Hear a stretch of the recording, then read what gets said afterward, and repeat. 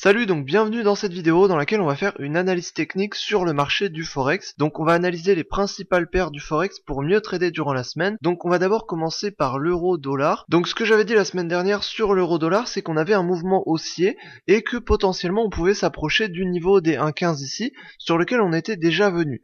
Donc ce qui s'est passé cette semaine, c'est qu'on est parti fortement baissier. Donc j'avais également dit que si on cassait les supports, dans ce cas-là on pouvait partir à la baisse. Et donc ce que le prix a fait, c'est qu'il a cassé les supports importants, il les a cassés en chaîne, ce qui a créé un fort mouvement baissier. Donc toute la semaine dernière on a eu un fort mouvement baissier et donc forcément le cours est descendu bas. Donc actuellement le cours est aux alentours des 1,13. Donc ici le prochain objectif du coup ça va être le niveau des 1,13. Donc ici on a vraiment l'impression que le cours est dans un range, donc entre le niveau des 1,15 et le niveau des 1,13. Donc ici il a atteint le niveau des 1,15, il a rebondi dessus et ensuite du coup il a cassé les supports pour partir à la baisse. Donc ici le cours est parti vraiment très fortement à la baisse. Donc forcément pour l'instant on va viser le niveau des 1,13 pour que ensuite le cours rebondisse potentiellement sur le niveau des 1,13 ou alors casse ce niveau pour repartir à la baisse.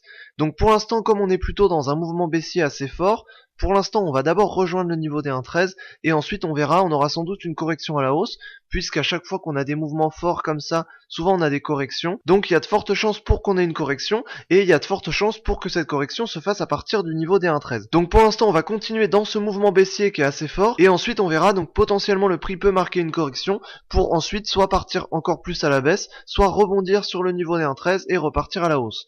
Donc pour l'instant on a eu vraiment un mouvement fort, on va continuer dans ce mouvement pour l'instant et ensuite on verra une fois que le cours sera sur le niveau des 1,13. Ensuite sur le cours GBP USD, donc livre sterling face au dollar américain, donc ici la semaine dernière on était toujours dans la tendance haussière ici et potentiellement le cours pouvait rebondir sur cette tendance et sur ce niveau des 1,30 pour repartir à la hausse. Donc c'est pas du tout ce qui s'est passé puisque le cours a cassé ce niveau là et a cassé cette droite de tendance. Donc à partir du moment où le cours casse une droite de tendance et un support important, dans ce cas là on part plutôt à la baisse. Donc ici on va plutôt partir à la baisse puisque la tendance haussière a été invalidée. Donc tant que le prix est dans la tendance haussière, dans ce cas là on part toujours à la hausse, mais maintenant vu que le cours a franchi la tendance haussière ici et donc est parti à la baisse, dans ce cas là on partira à la baisse. Donc ici on va d'abord viser le niveau des 1,29 et ensuite on visera donc le plus bas ici qui est au niveau des 1,28,5 et ensuite on visera le niveau des 1,28. Donc pour l'instant comme le prix semble vraiment avoir changé de tendance ici, pour l'instant on va donc plutôt partir dans une tendance baissière et pour l'instant on va plutôt s'attendre à des mouvements baissiers. Donc pour l'instant on va principalement trader à la baisse. Donc sur cette paire du coup on est sur le niveau des 1,29,5 qui correspond à un niveau de résistance important et du coup on va partir principalement à la baisse puisqu'on est maintenant dans une tendance baissière et donc forcément on s'attend à des mouvements baissiers. Ensuite sur l'USD yen, donc dollar américain face au yen japonais, donc ici on était plutôt parti haussier et on partait principalement sur le niveau des 110. Donc le prix a échoué sur le niveau des 110 et pour l'instant on a rebondi donc sur ce niveau et donc forcément on peut partir à la baisse. Donc ici le prix est principalement dans un range entre le niveau des 110 et le niveau des 109 voire 108,5. Donc pour l'instant le prix reste compris entre ces deux niveaux. Donc actuellement vu que le prix est plutôt sur le niveau des 110, on va principalement viser le niveau des 109. Donc du coup sur cette paire on va plutôt partir à la baisse simplement parce que le cours est plutôt dans un range ici, donc il est toujours compris sous le niveau des 110. Actuellement il vient de rebondir sur ce niveau, donc dans ce cas là on peut potentiellement partir à la baisse et le principal niveau qu'on visera en premier ça va être le niveau des 109,5 et ensuite des 109 et ensuite potentiellement cette droite de tendance ici qui pourrait continuer et le prix pourrait très bien rebondir dessus.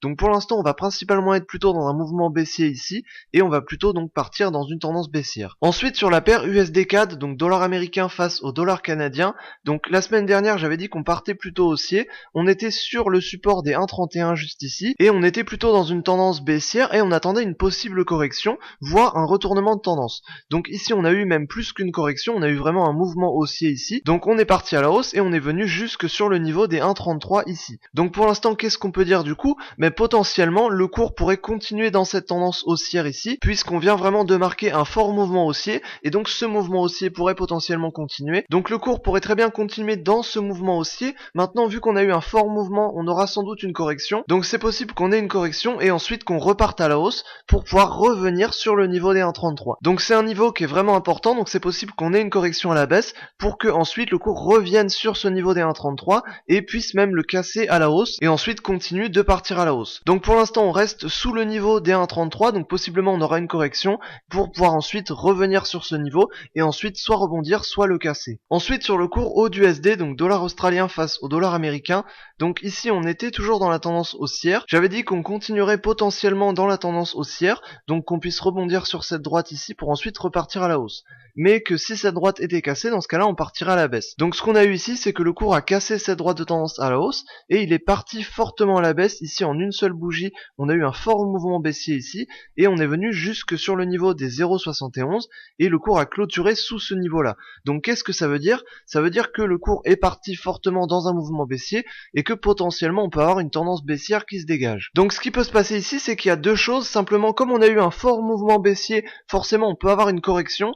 Donc si on a une correction, ça peut potentiellement monter jusque sur le niveau des 0,71, voire même sur le niveau des 0,715 ici, pour ensuite repartir à la baisse, puisqu'ici on a marqué vraiment le début d'une tendance baissière. Donc pour l'instant on peut marquer une correction, sachant qu'on a eu un fort mouvement ici. Mais ce qu'il faut savoir aussi, c'est que comme on est potentiellement sur le début d'une tendance baissière, dans ce cas-là on partirait plutôt à la baisse. Donc ce qui peut se passer ici, c'est qu'on ait une correction à la hausse, pour pouvoir ensuite repartir à la baisse un peu plus fort. Donc simplement, du coup je vais rester neutre sur cette paire, puisqu'au début de semaine on tradera principalement à la hausse, et ensuite on tradera sûrement plutôt à la baisse. Maintenant il faut toujours savoir s'adapter à la paire. Donc ici il y a de fortes chances qu'on ait d'abord une correction à la hausse, et qu'ensuite on ait un fort mouvement baissier. Mais pour l'instant on va attendre de savoir ce que le prix va faire pour pouvoir trader dans le sens du prix. Ensuite sur la paire NZD-USD, donc dollar néo-zélandais face au dollar américain, donc la semaine dernière j'avais dit qu'on partait plutôt à la baisse, on était plutôt dans une tendance haussière, et on était plutôt sur une phase de correction dans cette tendance haussière.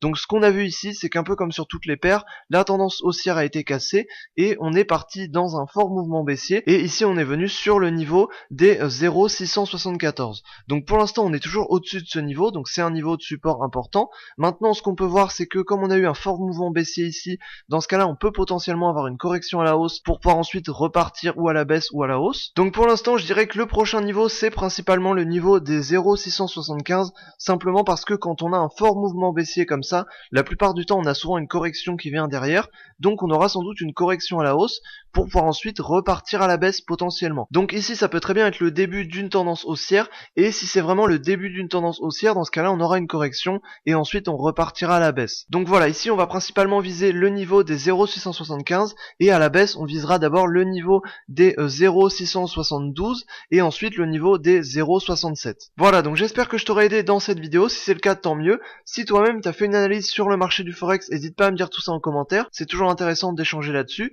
Donc voilà, j'espère que je t'aurai aidé dans cette vidéo. Si c'est le cas, tant mieux. Et sur ce, je te dis à la prochaine dans une autre vidéo. Salut!